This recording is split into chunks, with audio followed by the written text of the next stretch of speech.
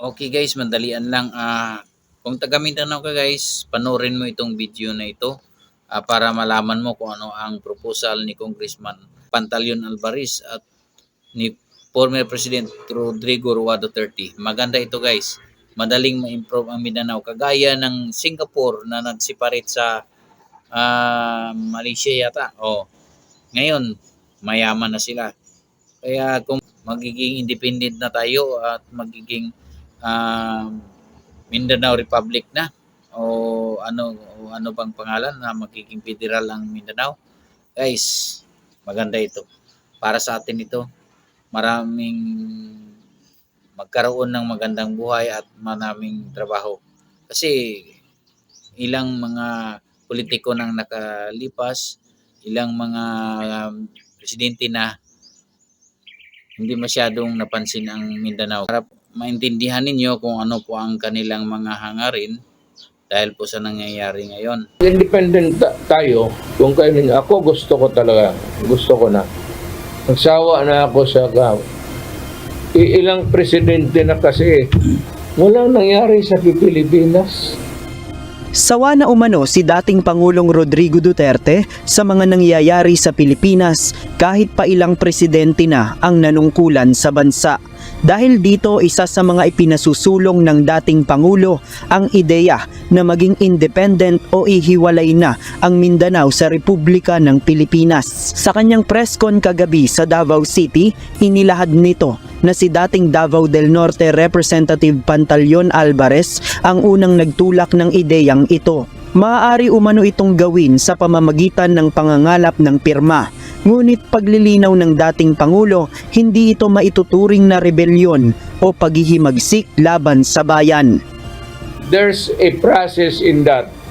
I think before the UN where you would gather signatures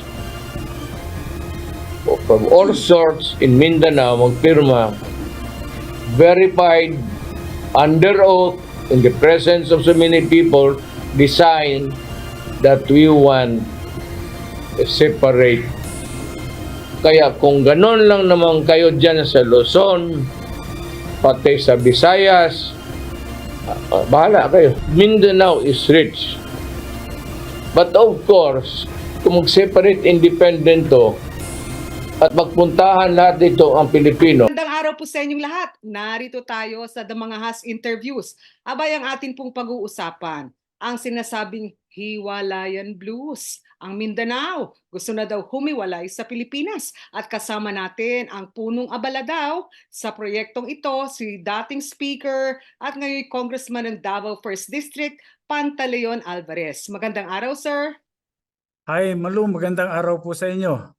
All right. Si Congressman Alvarez po ay graduate ng FEU Political Science, Ateneo College of Law, dating Secretary ng Transportation ni dating Pangulong Gloria Arroyo at naging Deputy Manager ng NAIA. Okay sir, mahaba yung kwento. Ano po? Bakit po ba gusto niyong humiwalay ang Mindanao? Alam mo, Malu, hindi naman pwedeng ipagkaila na kami dito sa Mindanao ay huli palagi sa priority o kung hindi man minsan nakakalimutan pa. Ngayon, yung mga naninirahan naman dito, kahit papano ay marami rin silang pangarap sa buhay, marami rin silang pangarap sa kanilang mga anak. Okay. Sawang-sawa na rin kami na nakikita yung mga kapitbahay namin dito. Kailangan pang mangibang bansa para maghanap ng hanap buhay, para mabigyan ng magandang kinabukasan yung mga anak nila. Samantalang napakayaman naman ng lupa ng Mindanao. Pagkwentuhan lang po natin yung sinasabing panawagan na to na unang sinabi ni dating Pangulong Duterte. Okay, ano po ba ito? Talagang meron kayong plano o political vendetta o iringan lang to ng mga higanting politiko? Ay hindi, Malu, gusto ko lang ituwid na itong Mindanao Independence, matagal na po ito nag-umpisa. Panahon pa po, bata pa ako, naririnig ko na ito. Dating may panukala nito, yung may advocacy, ay si yung yumaong attorney Ruben Canoy ng Cagayan de Oro City. Okay. Ngayon, ang talaga hong gusto nyong sakaling ihiwalay sa Pilipinas, apot ho ng 6 administrative regions, 23 o 27 provinces, 30 syudad, at 26 million na residente o mga Pilipino. Tama po ba yon? Ganun kalaki. Ibig sabihin, halos Tama, one-fourth. tama po yun. Pero alam mo, Malo, kung susundin natin talaga yung kasaysayan, ano?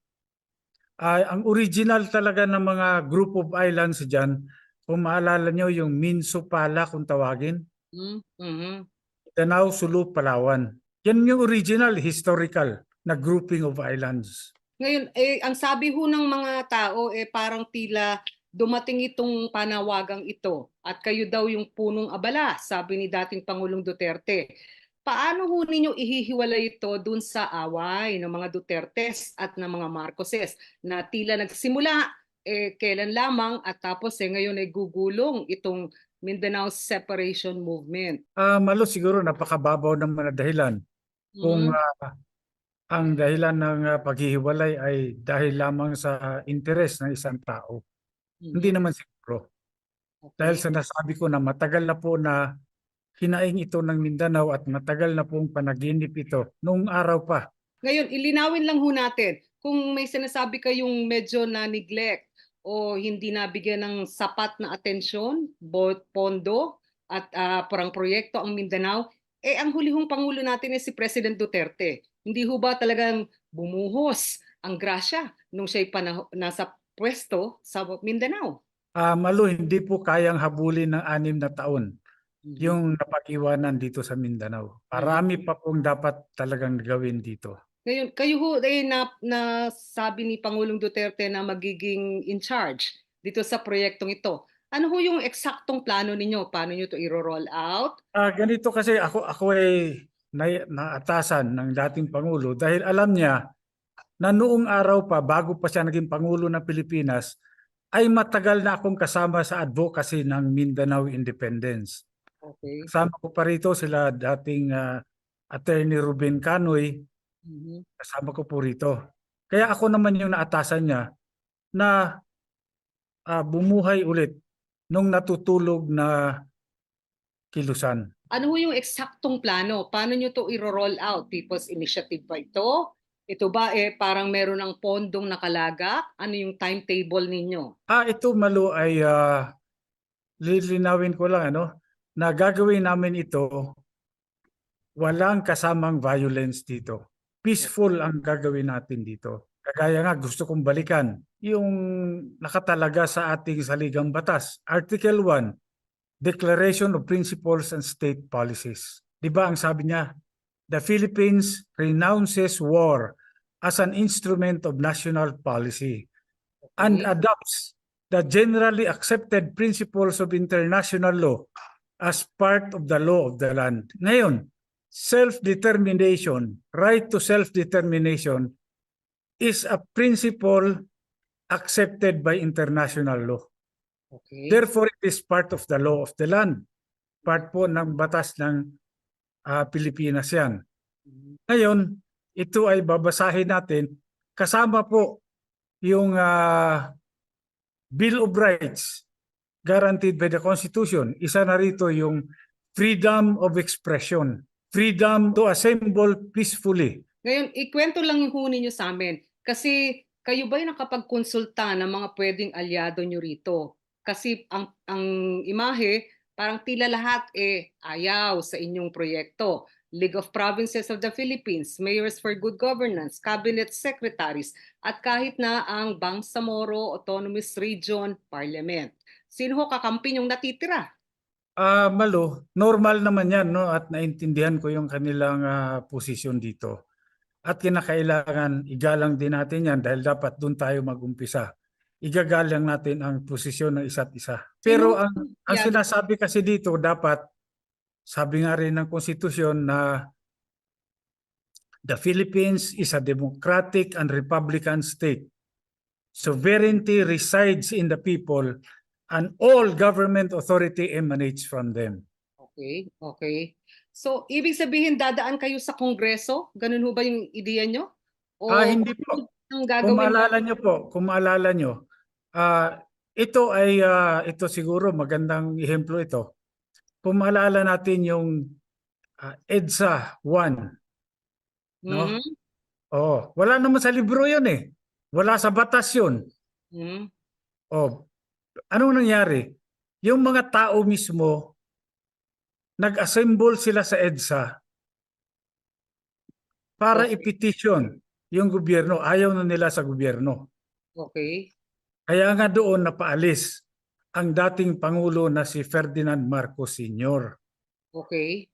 Ngayon, mayroong nag-question sa Supreme Court, yung Lawyers League, kinwestiyon yung validity ng pagkaupo ni dating Pangulong Cory Aquino sa pwesto. Kinwestiyon sa Supreme Court yun dahil nga kung susundin ang batas at that time, ang duly elected Vice President was Vice President Arturo Tolentino. Mhm. Mhm. Oh. Ngunit ang sabi ng Supreme Court ay yung issue na yan ay hindi justiciable. Mhm. Bakit? Nagsalita na ang taong bayan. We have to respect the will of the people. So parang ang hinahabol ninyo, ang ideya ninyo parang people power? Ganun po ba? Na Parang ganun ho, na ipapakita natin sa international community na ito yung gustong mangyari ng mga tao dito sa Mindanao. Kaya okay.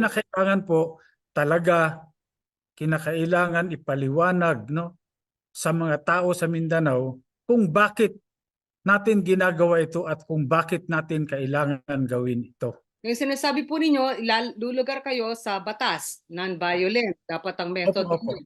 Pero ang sedition, nakalagay din sa ating batas at sa Constitution na non-bailable offense. Ibig sabihin, act either in writing or verbally, broadcast nationwide of inciting people, burning flags, among other incendiary acts to rebel against a duly constituted authority or government.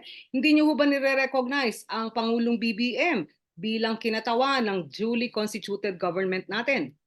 Ganito yan, Malu. Yung sedition, kahit pag-aralang mabuti yan, no? Elements of the crime. Mhm. Oh, kinakailangan merong violence. Merong parang tumultuous activities, di ba? Mhm. Oh, tumultuous protest. Pero kung peaceful naman, kagaya ng nangyari ng EDSA, wala namang sedition na mangyayari. Wala namang sedition na crime siguro na pwedeng isampa. Okay. Ngayon, kung parang yung EDSA po ang inyong halimbawa, tahimik ko dahil may mga sundalo na nag-pull out ng EDSA 1. Yung EDSA 2 naman, na-pacify dahil pumasok din ang mga pulis at sundalo. Paano ho mananatiling peaceful kung kailangan i-break up kayo o i-dismantle yung inyong barricade? Kasi ang violence kinakailangan magaling dito sa amin. Mhm. Yung sundalo kasi, trabaho nila yun to maintain peace and order. Trabaho nila yun. Okay. Ngayon yung mga taong bayan na nagpo-protesta, ibang usapan yun. Mhm. Okay. Karapatan nila yun doon sa pag-exercise nila ng freedom of expression and freedom to peacefully assemble and petition the government for redress of grievances. Okay. Sasagutin niyo po ba kung sakaling mayroong masakuna o masaktan sa mga tao na sasali sa inyong People Power Project? Sana naman wag masaktan dahil hindi naman din kami magiging violente. Mhm. Malinaw po yung aming adhikain na ito ay gagawin namin in a peaceful way. Ngayon, in a peaceful way ho, pero may nabanggit si Pangulong Duterte na siya mismo ay mayroong armory na lagpas 350 baril. Ano po? At ang balita, 2 weeks before siya umalis ng Malacanang, pinalisensyado niya itong mga baril na to. Hindi ho ba medyo provocative yon? Mukhang masyado ng yung pananaw na yan, extreme na masyado yan. Kasi yung pagkakaroon ng baril, wala namang kahit ba 1,000 yung baril mo, kung hindi naman pinapuputok yan, Mhm. di wala rin kwenta yan. Mhm. Okay. Pero ang Pangulong Duterte po parang batikan sa kanyang medyo maaanghang na salita at mga tipong mga dangerous o threatening statements. Ano po? Basta kami Malu, sinabi na namin na ayaw namin ng violence dito. Mhm, mhm. Ito naman para sa akin, sabihin natin si Pangulong Duterte kung marami man siyang baril, no? Pero kung magsalita man siya ng medyo maanghang, salita lang 'yon. Okay. Hindi naman ibig sabihin pag nagsalita siya nagkakagulo. Hindi naman gano'n. All right. Ngayon, ang kanya pong mga anak po ba ay may alam ninyo kung may baril din? Si Vice President Sara, si Congressman Paulo, si Mayor Baste. Ay hindi ko alam Malu kung meron silang mga baril ano, pero common naman siguro 'yon na halos naman majority siguro ng Pilipino may baril, no? Pero ito ay dumaan din ng legal na proseso yung pag-license ng baril. Hindi ka naman pwedeng bumili kapag hindi mo na-comply yung requirements ng PNP for All owning a gun. clear. Okay. Kayo po ba'y kasama doon sa majority na may baril? Meron din siyempre. Mhm. Hindi ko naman pwedeng ipagkaila yan dahil kahit papaano ay yung bang sa self-defense, lalong-lalo na pag politiko ka, hindi Mhm. na po pwedeng nakatunganga ka na lang dyan. So ano yun, mga 100 o less than ba? Hindi naman. Sorry lang para lang din maging Oh, malinaw ano po. hindi Dahil nagtatapat kung naman kayo. kung kahit naman kagaya ng sinabi ko kanina, kung 100, 200, wala namang ano yun, immaterial yun. Okay. Hanggat hindi mo ginagamit yan, hindi mo pinapaputok yan, parang ano lang din yan, parang toy gun yan. Okay. Nandyan lang, naka-display, hindi naman pumuputok. Okay. Ikwento nyo nga ko sa amin, Congressman, ano po, kailan lang, nung kayo'y speaker, napaalis kayo sa pwesto at napalitan ni dating Pangulong Gloria Macapagal Arroyo, ayon daw Opo. sa udyok ni ngayoy Vice President Sara Duterte. So tila may love-hate na relasyon kayo sa mga Dutertes. Ano po bang status ngayon? Hiwalay o medyo magkasanib muli? Alam mo, Malu, at my age, Mhm. I don't hold grudges. Masyadong mabigat yun. Travel light lang tayo. Okay. Nagkasundo na kayo, in short, reconciliation ang status ba? Sa totoo lang, hindi pa kami nagkakausap no, ni Vice President. Pero kung si Pangulong PRRD ay nagkakausap kami. So, ibig sabihin is hindi pa humilom ang sugat masyado. Kayo po ba noon tila nasaktan dahil nabigla kayo, nagulat kayo na biglang nag-agawan ng miss sa House of Representatives at tuloy parang agad-agad out na kayo. Siguro kung sabihin ko sa yung hindi ako nasaktan, parang hypocrite naman masyado ako niyan. No? Okay? Kaya Mhm. lang, tinanggap ko na rin na kasama yan sa laro ng politika. Mhm. Politika yan. Ngayon, pagkwentuhan natin yung Mindanao kasi meron tayong bagong buong region, ano po, yung BARM. At kahit po Opo. si Mr. Ibrahim, ang Pangulo ng Parliament ng BARM, BTA, ang sabi hindi pwede yan dahil ngayon pa lang nga nagsisimula itong ating experiment sa autonomy, no? Sa autonomous region sa Mindanao. Paano nyo ho, ilalahok ba ninyo ang BARM o hiwalay ba dun sa Mindanao na konsepto ninyo na dapat independent? Open naman kami, Malo, dito sa ginagawa naming movement. No? Lahat ng gustong sumama, tatanggapin namin. Basta taga Mindanao ka, gusto mo sumama, okay. Bukas yung pinto. Pero kung ayaw ho ng BARM sa inyo, ibig sabihin Mindanao minus BARM? Ganun ba yun? Hindi natin pipilitin. Lahat ng ayaw, hindi natin igalang natin yung kanilang posisyon. Okay. Doon sa sinasabing 23 o 27 provinces na sinasabi ninyong Mindanao, hindi naman ho yata lahat kasali doon dahil may mga ilan din tayong Mindanao lawmakers na nagsabi na hindi pwede yung ideya ninyo. Senator Coco Pimentel, Mig Subiri, Senate President Mig Subiri. Abay, mga taga-tubong Mindanao din to na tila ayaw sa inyong proyekto. Okay lang yan, Malo, basta ang sinasabi namin dito, kailangan yung mga tao mismo, hindi yung mga personalities o political personalities, no? Dahil yung mga tao mismo, alam mo, masaya nga ako dahil yung mga ibang nagsabi na hindi nila gusto na politiko, marami ring mga independent groups ngayon ang nagko-communicate sa akin, gumagawa sila ng sarili nilang movement sa Mhm. kanilang probinsya in support of Mindanao independence. Okay. Ang mga congressmen po sa House of Representatives, anong sabi sa inyo? Tila hindi naman lahat ay ayon din. Yung mga Romualdo, ayaw din itong proyekto nyo. Igalang ko naman yung posisyon nila. Mhm, mhm. Okay.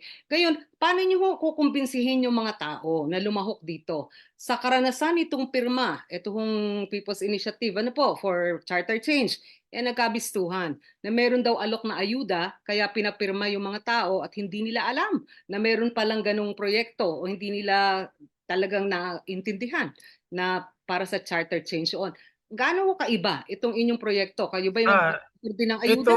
Malu, kinakailangan talaga makausap sila either personally or online.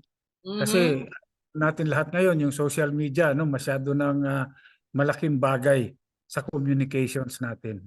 Okay. Ngayon, meron na ho ba kayong team or secretariat o coordinating committee na magiging in charge dito sa rollout ng inyong Mindanao Independence Project? Nasa proseso na po ng pagbubuo. Kinukumpleto lang namin yung mga tao. May timetable kayo in mind? Kailan po ito talagang rorolyo at ano yung end point? Mahirap magsabi ng timetable, Malu, Mhm. dahil itong mga ganitong kilusan ay napakahalaga sa lahat yung timing. Mhm. Mhm. Timing. Timing is everything. Okay. Timing is important bago mag local at national elections next year. Ganun ho ba 'yon? Kasi pag nagkaroon Ah, ng halalan sa May depende, depende, 2025, depende sa sitwasyon. paano ho yung sabi ni Secretary Anyo na tila dapat the full force of the law should be employed against those proposing an independent Mindanao. Kung hulihin ho kayo, kayo ba'y handa na makulong? Meron namang husgado. Okay naman yung full force of the law. Basta, siguraduhin lang din nila na sang-ayon din sa batas yung gagawin nila. Yung Congressman Alvarez, kayo po'y abogado. Alam ninyo na okay, parang superior rights yung freedom of expression, freedom of assembly dahil nasa Bill of Rights yun. Pero important din po yung clause against sedition or rebellion against duly constituted authority. Paano nyo ho titimbangin yun? On one hand, you say na karapatan ito na gusto ninyong hawakan o panghawakan.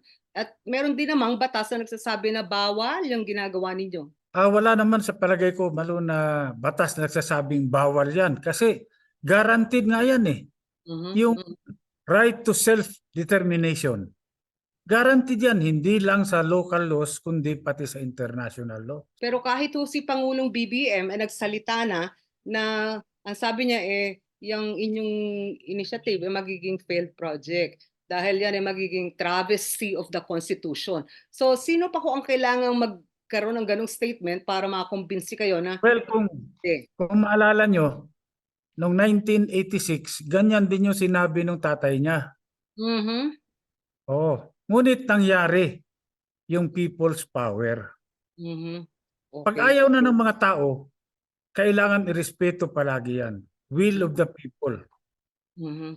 Ngayon, pakipaliwanag niyo lang kasi medyo malawak ang Mindanao. Ano po? Unlike yung people power na nakasentro sa Manila at mga major cities, si Davao, Cebu at Baguio, paano niyo ho ilulunsad sa Mindanao yan? Kasi ang daming mga syudad din sa inyo, no? 30 lahat yan. Ano ho yung mangyayari? Parang sabay-sabay ba na magpi-people power yung mga tao? O meron kayong nakasentro sa Davao City bilang Imperial Davao for Mindanao? Ano po? Kung ako ang tatanungin mo, Malo, ang pinaka-ideal dyan kung pwede sabay-sabay.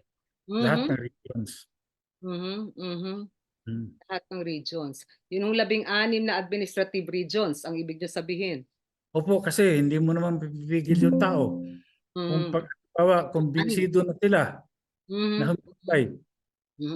tatayo yan sa lahat ng mga regions. 6 na administrative regions at 27 probinsya. Opo. 30 syudad. Kaya Oh, ninyong i-roll out yun? hindi natin pwedeng pilitin yung mga tao dahil masyadong mahirap naman, no? Hindi tama yung pipilitin mo yung mga tao. Okay. Saka Ngayon, wala rin kaming pera para mag-mobilize ng mhm, ganun kaming tao. okay. Ngayon, Congressman, Voluntary lang talaga. okay. Congressman Alvarez, are you preparing for parang disappointment kung sakaling wala namang lumahok o sumali sa inyo? How will you deal with that kung sakaling pumalpak ang inyong proyekto? Normal naman yan na kailangan wag mo namang isipin na talagang basta makukuha mo yung gusto mo. Mhm, mhm. Pagtatrabahuan natin yan. Okay. And you also know na parang tipong administrative headache, ano, kung sakali kung may independent Mindanao. Linawin na natin, yung BARM lang nga nagkaroon ng parang sariling mga ahensya na hanggang ngayon binubuo at kailangan pang pagtibayin.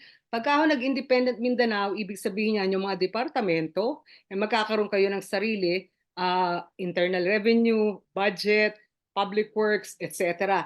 So ibig sabihin, hindi siya one shot one time big time na independent Mindanao. Kailangan ng proseso para tumindig ang Mindanao kung sakali mang bibigyan siya ng kalayaan. Di ho ba? Opo, dadaanan mo talaga yung yung kagaya rin ng dinaanan ng ibang bansa na bago lang naging independent. Mhm, mhm. Walay doon sa mother country. Ano po yung ideya ninyo? Anong system of government? Kung sakali magkaroon ng talagang independent Mindanao, ito po ba'y Republican, parliamentary? Ano ho yung klase? Federal, Federal, Republican. Oo. yung 6 na rehiyon. Oo, kinakailangan yung 6 na regions na yan ay magkakaroon ng parang autonomous regions, no? Parang Mhm, states, mhm, kumbaga. Tapos identified yung mga growth areas per region para mhm. sabay-sabay kaming aahon, O- aangat sabay-sabay. Okay. Walang maiiwan. Ipaliwanag mo nga ho sa akin, ano yung magiging role ng mga political clans o yung mga pamilya na alam natin sa lahat ng probinsya halos ng Pilipinas, may mga namamayagpag ng mga political dynasties o political clan. Ano yung papel nila? Igagalang natin yon, syempre, dahil hindi naman itong gagawin natin, hindi naman to komunista o kaya yung diktadura, no? Hindi naman ganun. Mhm. Igagalang natin. Doon tayo mag-uumpisa. Kasi pag nag-umpisa tayo sa hindi paggalangan, walang Mhm. respeto, ay Mhm. nandyan mag-uumpisa yung problema. Okay. Kaya kailangan respetuhin natin ang bawat isa. Okay. Lilinawin lang po natin, may bagong proyekto ano po na parang may go signal na i-roll out yung Davao Region parang highway ano po na malaking pondo ang ilalagak ng Asian Development Bank. Paano mga utang na nagastos para sa mga proyekto sa Mindanao? Sino ang magbabayad? Ganito yan, sa pananaw ko lang, Malu, justice and equity dictate. Kung ano man yung napunta sa Mindanao, nakinabang yung Mindanao, kailangan bayaran yun, yung mga utang na yan. Yung mga utang naman na wala namang pakinabang yung Mindanao, bakit din naman kami pagbabayarin? Ngayon, may estimate ho ba kayo ng socio-economic situation ng Mindanao? At ano ang funding obligation o budget na kakailanganin ninyo para sabi nga ninyo, iahon sa kahirapan ang mga taga Mindanao? May plano ho ba kayong ganun para malinaw lang? Health, education, social services. Meron yan. Actually ngayon, kinocompute pa namin, merong tumulong sa amin na taga Mindanao din na magaling sa economics. Mm. Kinocompute kung magkano yung overhead expenses ng pagpapatakbo ng gobyerno kapag humiwalay ang Mindanao sa Pilipinas. Ngayon, naging malinaw ho nung nagkaroon ng Constitutional Committee, si dating Pangulong Duterte, federalism ang anggulo. Pero ayon sa mga pag-aaral, ang mga rehiyon na walang ganong revenue o kita mula sa taxes, amilyar man yan o business tax, talagang ang laki ng kailangang tulong sa national government. Kaya nga may IRA, kaya nga may mga special projects. Ano po? Ano ho yung inyong estimate? Kasi talagang ang laki ng problema sa ilang rehiyon sa Mindanao, particularly sa BARM. Kayo po ang pinakamahihirap na mga probinsya sa buong bayan, ano po, sa buong Pilipinas. So ibig sabihin, ang laki ng inyong magiging obligasyon, pero wala naman kayong pondong sapat. Hindi ako masyadong napabahala dyan, Malo, dahil kagaya halimbawa yung binanggit mo, BARM, no? Isa sa mga pinakamahirap na region sa Mindanao. Pero kung titignan nyo mabuti, pag-aaralan nyo, ang BARM dapat ang pinakamayaman na region sa Mindanao. Bakit po? Ang dami po nilang potentials doon. Yung Agusan Marshland, ano po? Po, yung agriculture, Mhm. source of renewable energy. Natural Nandyan gas. po sa BARM. Opo. Ngayon, meron kayong statement na parang tila sabi ninyo dapat magkaroon ng independent Mindanao lalo na kung tayo'y kinukuyog ng China. Paano ho yun? Ano ho yung paliwanag doon? Hindi Bakit kasi yung China issue? ganito yan, Malu. Para sa amin, no? Halimbawa, kagaya ng yung foreign policy ngayon na sinusulong ng administrasyon, masyado yung pagkiling sa isang bansa na Mhm. superpower. Merong possibility na magkagulo dyan sa West Philippine Sea. Mhm. Ngayon, pagka nagkagulo yan, halimbawa, nagkagira, damay rin kami rito. Mhm. Mhm. Yan Mhm. naman ang ayaw namin mangyari. Dahil as it is, ngayon, marami nang nagugutom. Marami nang walang trabaho. Ngayon, dadagdagan mo pa ng kaguluhan. Halimbawa, giyera. Mhm. Paano na lang? Mhm. Pagka dumami ang walang trabaho, dumami ang nagugutom, anong kasunod niyan? Chaos. Chaos. Alright, okay. Pero sa totoo lang po, Congressman Alvarez, wag ho natin lahatin ang buong Mindanao. Pero ang Mindanao, ang ilang lugar ay naging theater of conflict. Ano po? At ang daming internally displaced persons dahil sa mga rebel groups. Paano nyo aasikasuhin yung security situation sa Mindanao? Yung Marawi hindi pa nga sapat na nakababangon. Pero marami pa rin hong problema tayo yung sa mga BIFF. Tapos andyan pa rin yung mga NPA. Ano ho yung sitwasyon na parang magiging peaceful ang inyong proyekto kung hindi pa rin tapos yung rebellion ng mga grupong to? Akong palagay ko naman, Malo, dito ako pinanganak, dito ako lumaki. Mhm. Kami naman ay pwedeng mag-usap-usap dito at magkaintindihan naman kami. Ngayon, Congressman Alvarez, ang magiging tanong po ng mga taga Luzon at Visayas, bakit gusto niyong humiwalay? Sila rin naman meron ding mga problemang sinasabi niyo, kahirapan. It's a parang national situation. Ano po? Meron din ho silang parang hinaing na hindi lahat ng resources nila napupunta sa kanila, pero marami din namang naibibigay ang national government in terms of IRA. Tapos yung nga hong parang mandanas ruling lalagpas doble, halos, ang share ng mga local government unit. Paano niyo masasabi sa Luzon at Visayas residents na gusto niyo nang humiwalay, pareho din naman ang problema? Hindi ho ba magiging parang un-Filipino yung act na yan? Yung mga nagdudusa din dyan sa Luzon at saka sa Visayas, sariling desisyon nila yon. Kung Mhm. gusto nilang patuloy silang magdusa at makita nila yung kanilang mga anak na walang hinaharap na kinabukasan, desisyon po nila yan. Mhm. Hindi po kami makikialam dyan. Okay. Ngayon kami, parang masyadong masakit naman na hindi kami kikilos para naman sa kinabukasan ng mga anak namin. Mhm. Okay. Oho.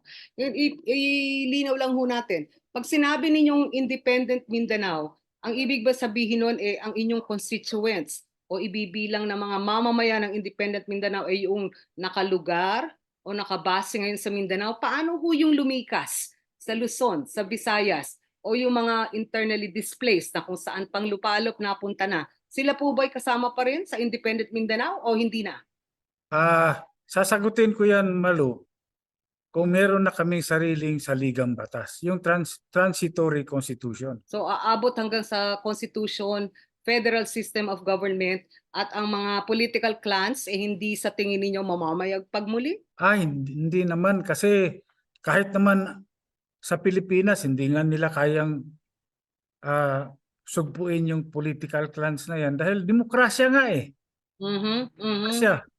Kung ginusto ng tao na siya yung mag-govern doon sa lugar niya, ano magagawa natin? Yan yung nakalagay sa sa ligang batas ng Pilipinas. Mhm. Okay. Ngayon paano ho yung mga private armies? Nasabi nila marami rin sa Mindanao. Yung private armies naman ay kumikilos lang yan kapag halimbawa dito sa amin nagkakaroon ng parang awayan sa mga pamilya, ganyan. Pero kung nagkakaintindihan naman halimbawa lahat naman binibigyan mo ng pagkakataon Mhm. para gumanda yung buhay, Mhm. even yung playing field. Mhm. Palagay ko naman ay hindi masyadong threat yung mga private armies na yan. Pasintabi po, no, Congressman Alvarez, kaya lang parang tipong rose-colored lens ang tingin ninyo sa politika sa Pilipinas, hindi real politic. Na sa totoo lang, for a congressman who's been here for about 20 years plus, ano po, parang hindi ganong realistic na pananaw yan sa politika at buhay sa Pilipinas, yung inyong sinasabi. Bakit po hindi realistic?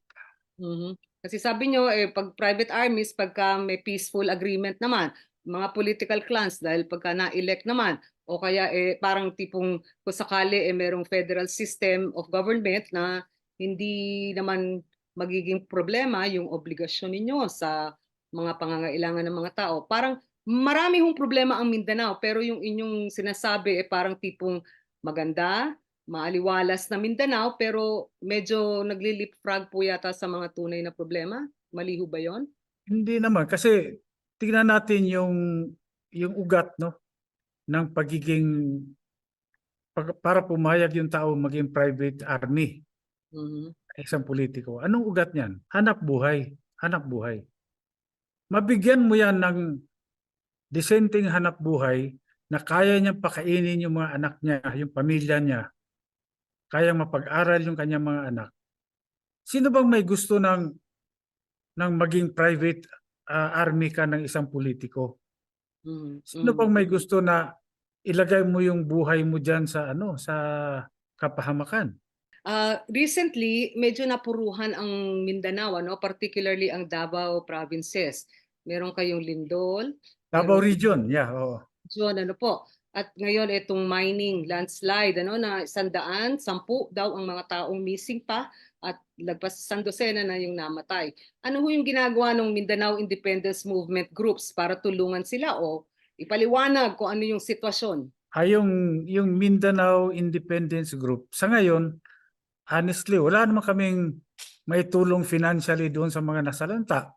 Pero Mm, dito sa distrito ko, Malo, bilang ako yung kanilang representative, ay mm, may na kaming mga relief operations na ginawa magmula pa lang nung nag-umpisa yung baha. okay. Oo. Ngayon, Ito nga tingnan mo, Malo, ito masaklap. okay. Yung mga minahan dyan, Apex. kita mo, sinong nakinabang ng minahan? Hindi tiga Mindanao, hindi yung mga taong nasalanta, hindi. Yung income niyan, hindi pumupunta diyan sa probinsya na yan. Pero yan Niremit po. yan sa national government. At ang Mhm. nagbigay ng concessions diyan sa mining company na yan, yung national government. Opo. Opo. Pero ito nasisira yung ano nga ah, yung lupa, no, Mhm. yung natural resources nasisira. Mhm. Ngayon, pag may kalamidad, ang nagsasuffer yung mga tao na nakatira diyan. Tama naman po. Yan yung kwentong bayan natin sa iba-iba pang rehiyon, ano, whether mining sa Baguio o Cordillera, Opo. mining sa Zambales, etc. Pero tatanong ko po sa inyo ng tapat. Kayo ho ba Opo. yung volunteer mamuno dito sa Mindanao Independence Movement o kayo'y inutusan lang ni Pangulong Duterte at hindi makahindi sa kanya? Hindi ako sabihin mo inutusan talaga ni Pangulong Duterte, no? Dahil ako naman, Malo, kahit nung araw pa ay kasama na ako sa advocacy na yan. Mhm. Panahon pa ni Ruben Canoy nung buhay pa siya, Mhm. kasama na ako sa advocacy na yan. Mhm. Mhm. Okay. So, ilang buwan ninyo bibigyan ng pagkakataon na mag-roll out o kaya magkaroon ng buhay itong inyong proyekto? At when do you say na enough said and done? Ayaw nyo na? Hindi. Nag-uumpisa pa nga lang kami, Malo. O nga po. At siyempre, nasa iba-ibang stages naman yan eh. Mhm. Meron kang awareness. Mhm. Walang yung stage na ginagawa namin ngayon, awareness. Kailangan aware muna yung mga tao sa Mindanao na merong ganitong kilusan na ginagawa. Mhm. Mhm. At ang kilusan. Pagkatapos ng awareness, pupunta na tayo doon sa acceptance. Mhm. Dito, magkakaroon na ng dialogue Okay. between the proponents, yung mga advocates at saka yung mga tao. Okay. And there, we must answer the question of what and why.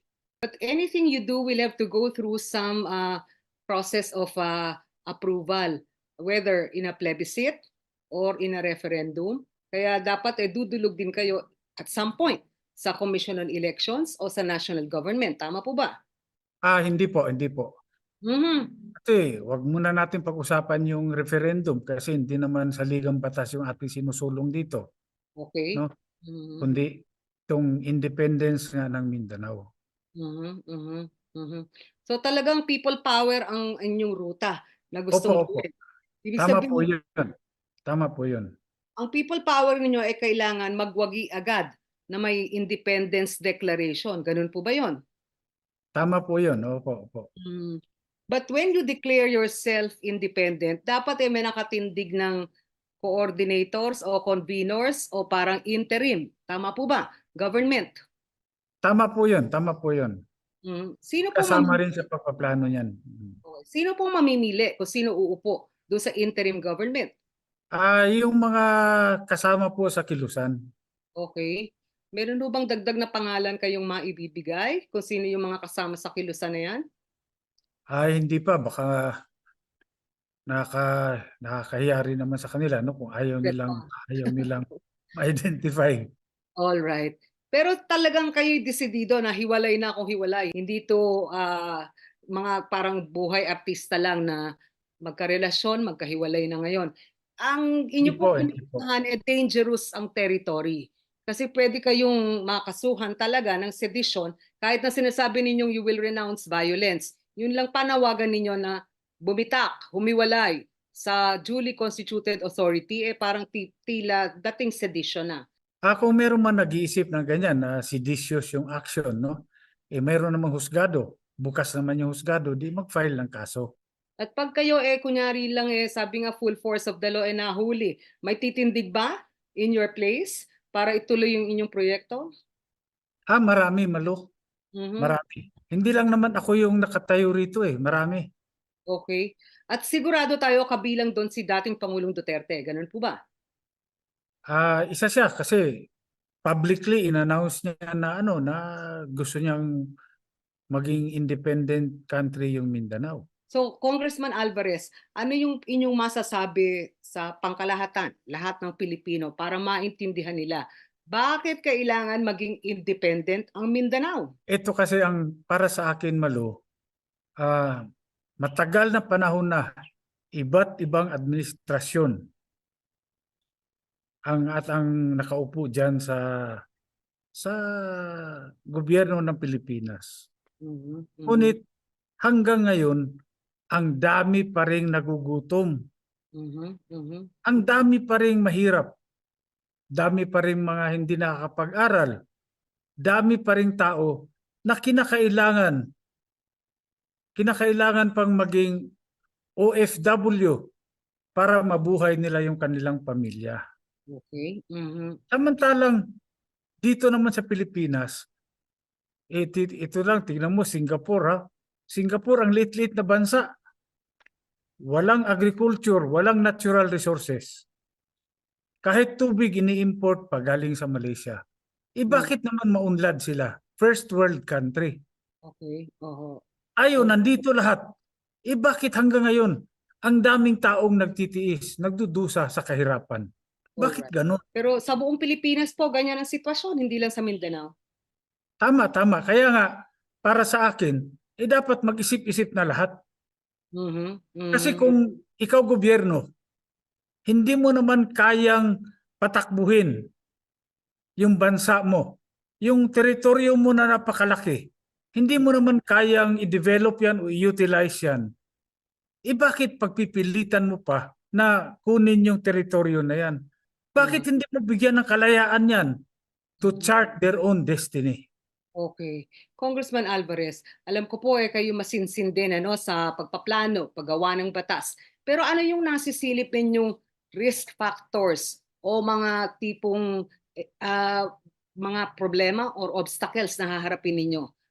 Ang talagang obstacle lang dito, Malo, ay yung pinakamalaki, yung siyempre yung pagpapaliwanag sa mga tao sa Mindanao, no, na um, makiisa dito sa layunin na ito. 26 million yung inyong kailangan pagpaliwanagan ng mga tao Opo, sa Mindanao. Ano po? Nakakailang piraso na kayong taga Mindanao na nakakausap? ganito, ang maganda lang dito, unlike before, nung nagkaroon ng kampanya about Mindanao Independence, wala pang social media noon eh. Mabagal. Kinakailangan pa nilang bumiyahe sa bawat probinsya para magpaliwanag. Okay, all right. Ngayon, hindi na kailangan. Dahil meron tayong social media, pwedeng online, ang dami nang nagfi-Facebook, ang dami. Mhm. Pwede Okay. rin natin gamitin yung platform na yan para makarating ang impormasyon sa taong bayan. Okay.